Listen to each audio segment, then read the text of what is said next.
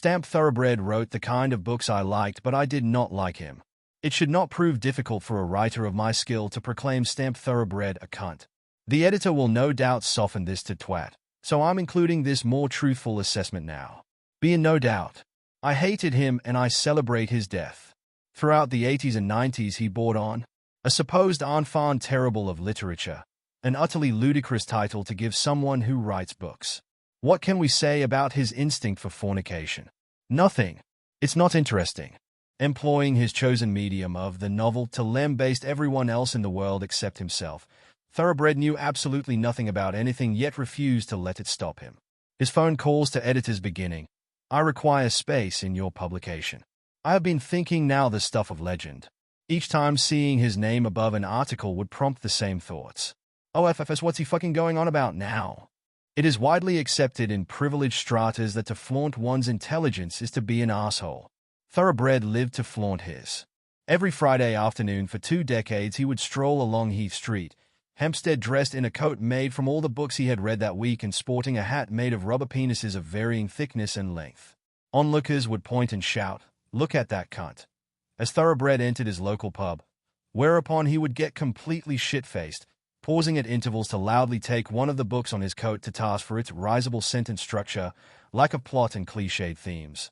On one memorable occasion, having told a copy of Money by Martin Amis to fuck off, and having failed to eat it, Thoroughbred set it on fire before calling Amis' agent from a payphone in the snug to challenge his client to write another book which would also not be any good. There were writers I admired more than Stamp Thoroughbred, words that, for me, are a real thrill to write. But none of these writers have recently died. When the next one of them does die, I will write about them and make sure the editor puts a link to my own soon-to-be-published book in the byline. In the meantime, it will take years to forget the opening lines of Vita Kissing. I fucking hate this. I really fucking hate it. I wish all of the world would just fuck off, began Thoroughbred's 187-page tirade with flowery interludes obsessively describing badges, which both the Paris Review and the Times Literary Supplement refused to call a scintillating debut, presenting its author with a lifelong excuse to get as pissed as I want, whenever I want. Convinced he was the voice of his generation, Thoroughbred hit back. His second novel, I Am the Voice of My Generation, a fevered attempt to link King Louis Philippe's abdication in 1848 with the inevitable rise of Philip Schofield. Once again the book was ignored. Undeterred, Thoroughbred produced a third novel. Cyberprick may just prove to be one of the most prescient books of all time. Should Windsor and Royal Maidenhead Borough Council ever be taken hostage by a cyborg ex-professional darts player with a mechanical cock?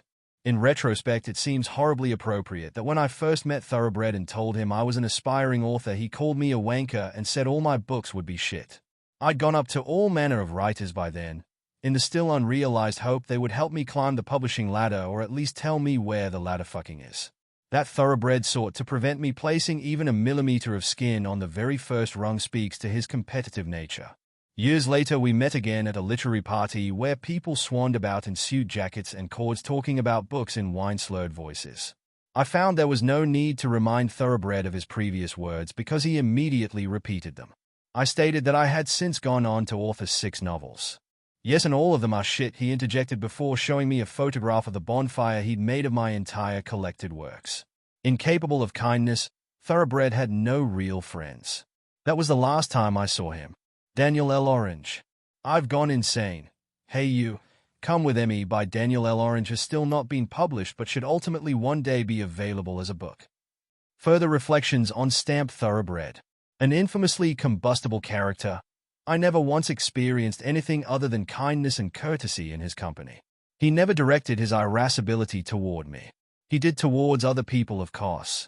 Toward them he was a total ass. Randolph Girth. I met him once. He bit me. Archibald Salad.